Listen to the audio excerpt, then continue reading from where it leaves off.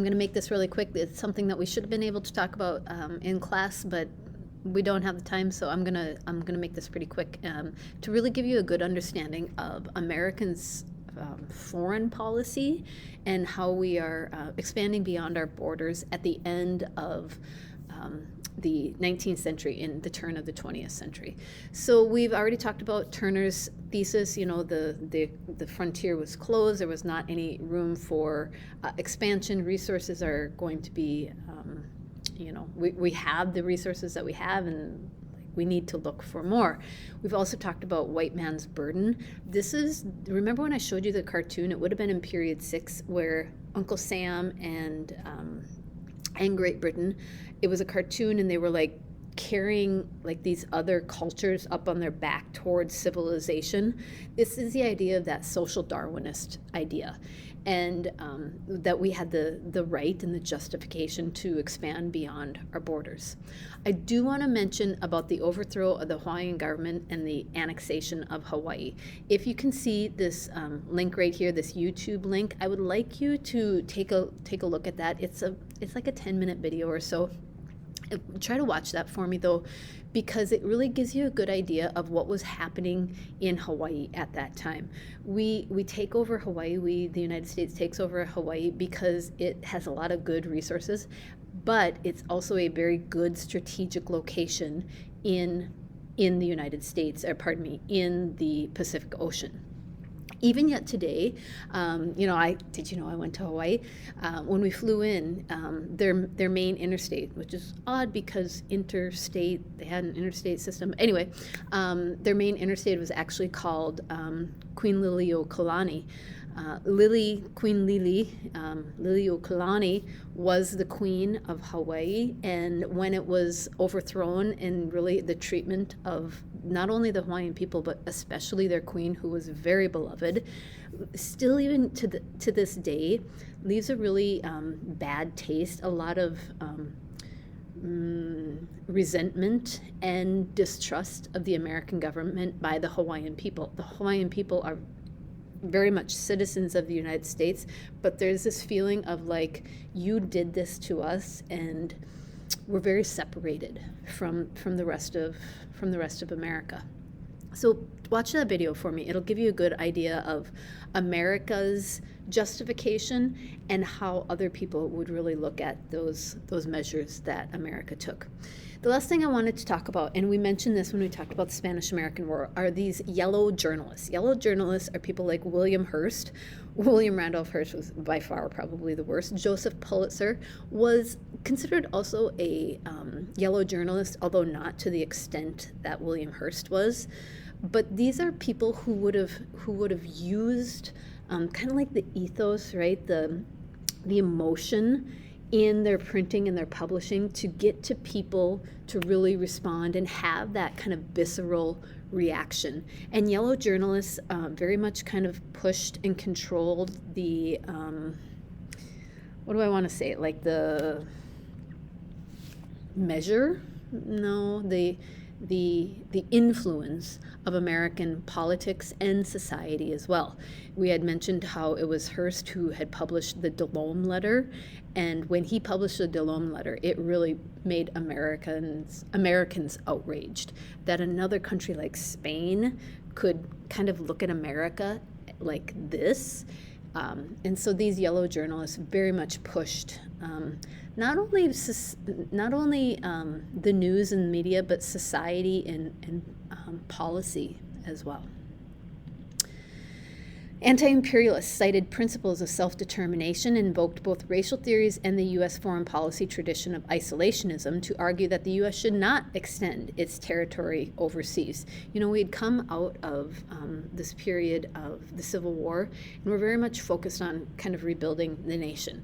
By the end of the 1800s, now we're starting to look beyond our borders, and there are people who said we should not look beyond our borders. We need to stay here. We need to make America, kind of like the America first idea. We need to make America better before we go beyond. You can see that picture there. That's William McKinley. He's the server, and Uncle Sam is sitting there going, I don't even I don't even know what to take first. Should I take Cuba or Puerto Rico or, the Philippines? And it's kind of like it's there for the taking, and you can see even the date on that. All right, and this is the last slide that I want to talk about. The American victory in the Spanish-American War. And remember, we talked about it was that splendid little war.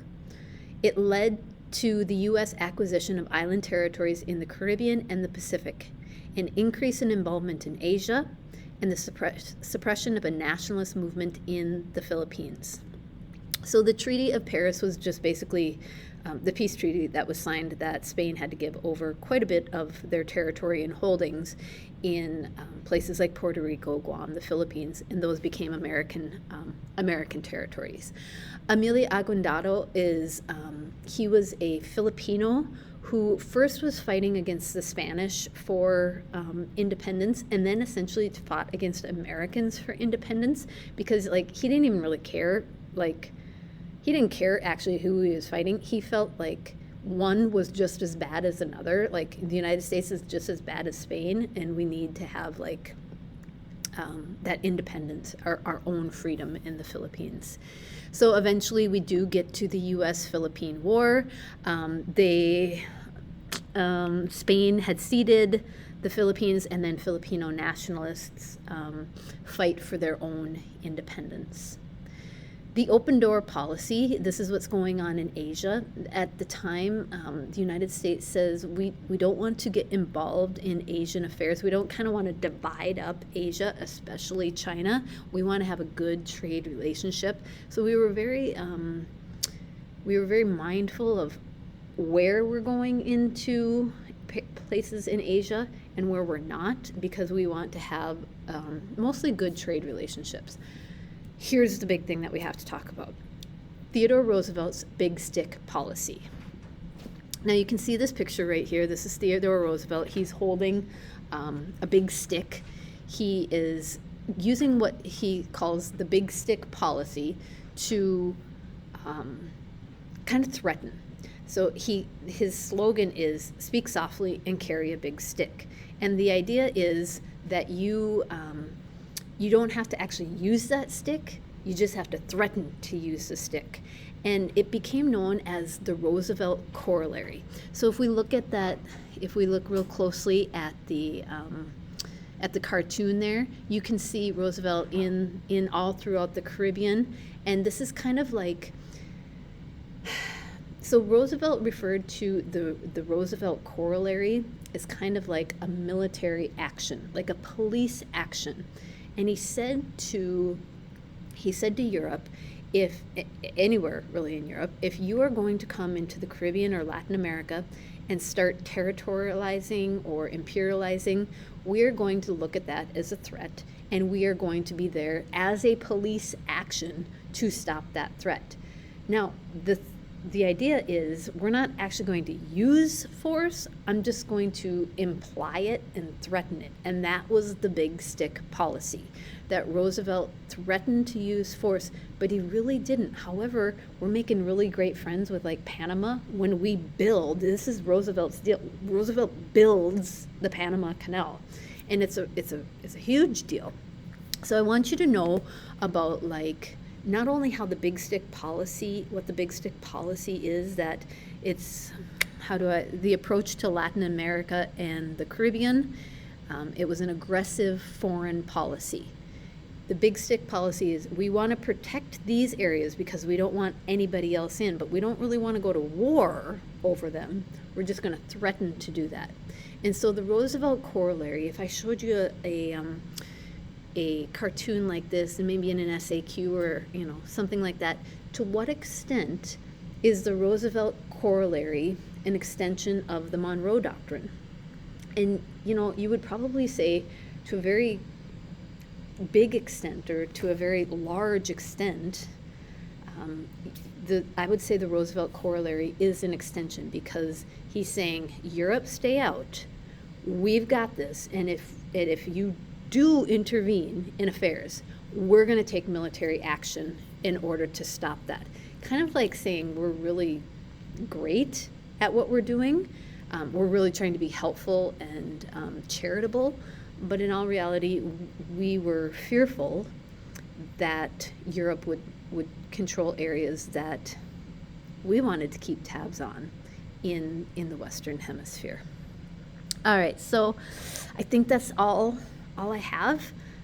I just really wanted you to understand Theodore Roosevelt's big stick policy and the Roosevelt corollary. One thing I should mention, actually, the reason why Roosevelt is able to really kind of invoke the Roosevelt corollary is because of his maybe infamy, but recognition coming from the Spanish-American War. At the time, he was a colonel. He led the charge up San Juan Hill, and he becomes like an American war hero. And remember, this is a splendid little war, and this really makes Theodore Roosevelt, if you will. So that's it. I will see you tomorrow. Bye.